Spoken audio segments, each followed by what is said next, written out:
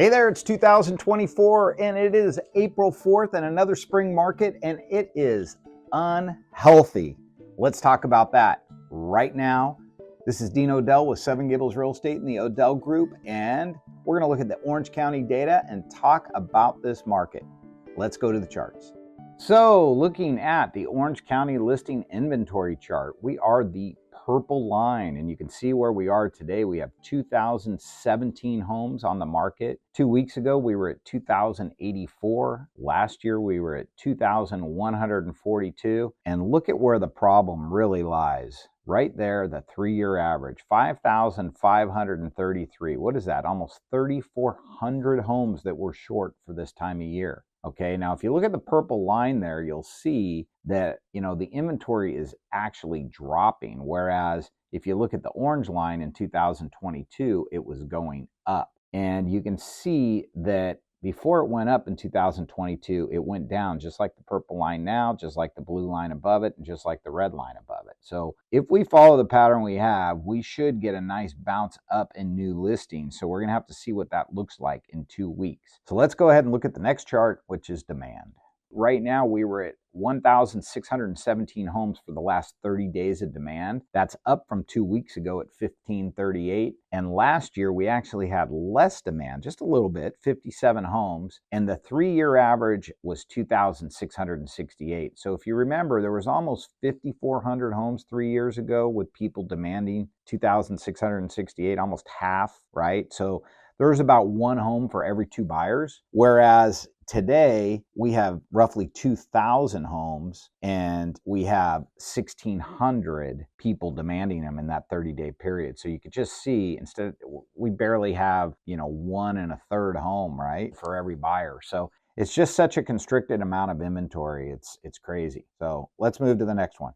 So this is a chart that took us some time to decipher, quite honestly, because it's a little bit confusing. But what it's trying to point out is what we just talked about, which is the difference between supply and demand. Demand would be the dark blue part of the chart, and inventory would be the light blue part of the chart. So you can see the difference between those, how they've highlighted that. And you can see pre-COVID, that's where I was talking about, there's almost 2,800 home difference, right? Then you go to where we were in October 2022, and you look, and maybe there was about an 1,800 home difference. Now we go down to where we are here at the very right side of the chart, today's difference, and we're down to 400 homes between the actual demand versus the supply. Now you will notice that prior to October 2022, there's a point there where the light blue just disappears, like there's no inventory. And that's because we actually had more demand at that point than we had supply. So luckily we're not in that situation, but we're not much better with only 400 home difference. So let's go to the next one. So now we're looking at the Orange County expected marketing time year over year, and you can see we are down to 37 days as of today. 2 weeks ago, we were at 41 days. Last year, it was the same at 41 days. And the 3-year average prior to 2020 was 63 days. Regardless of the amount of days in any of those years, it is a seller's market. It's gone from a slight seller's market to a hot seller's market. You can look at the chart there. The purple line is where we are in 2024. You can see the days on the market are dropping because the demand is so strong compared to the supply that it's speeding up the market. And we are seeing multiple offers all over again. So now we're going to break it down by price range, and you can see what constitutes a hot seller's market, everything up to about $2 million. Then it cools down a little bit between 2 and 4 million, where it's a slight seller's market. It becomes a balanced market between 4 and 6 million, and a deep buyer's market over 6 million. So if you take a look at where you are, depending on price, that'll show you where we are now in market time versus where we were last year, and how much demand there is relative to the inventory. So we're going to move on now to my advice for buyers and sellers. I'll tell you what, buyers, I feel for you. This has just gone on so long, and I know the sellers are really happy about that. I know you guys are not. But to get the momentum of this market to switch back in your favor is going to take a lot of inventory to come on the market. So we really got to ask ourselves, what is going to cause this inventory to come on the market? I mean, last year we thought maybe it was all going to, we were going to hit a recession. we'd be in a recession by now. There'd be lots more inventory on the market. Not seeing that.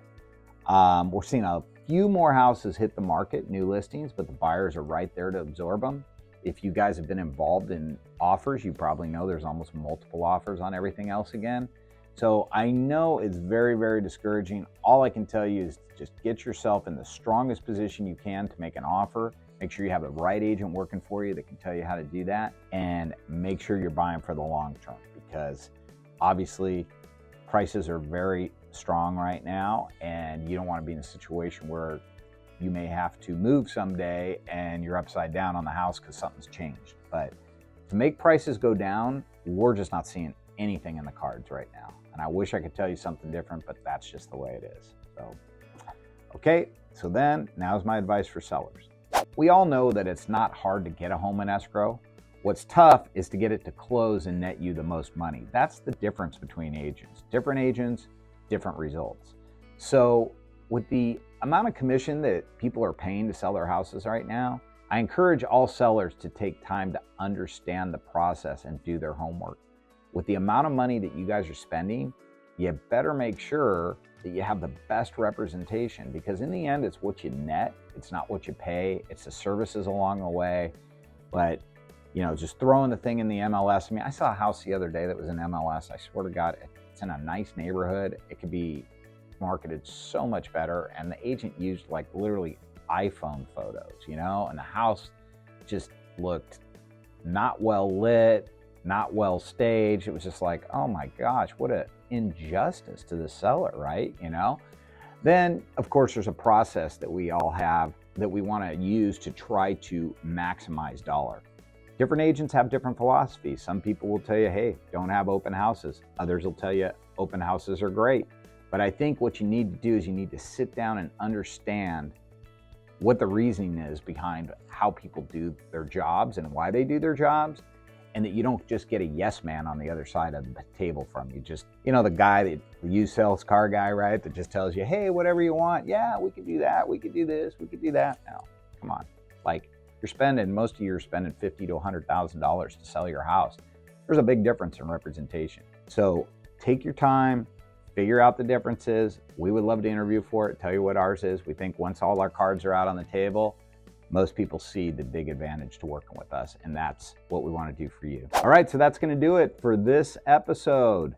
So like or subscribe, please, so that we can get this information out there for all who need it, and we will see you in 2 weeks on the next episode. Thanks.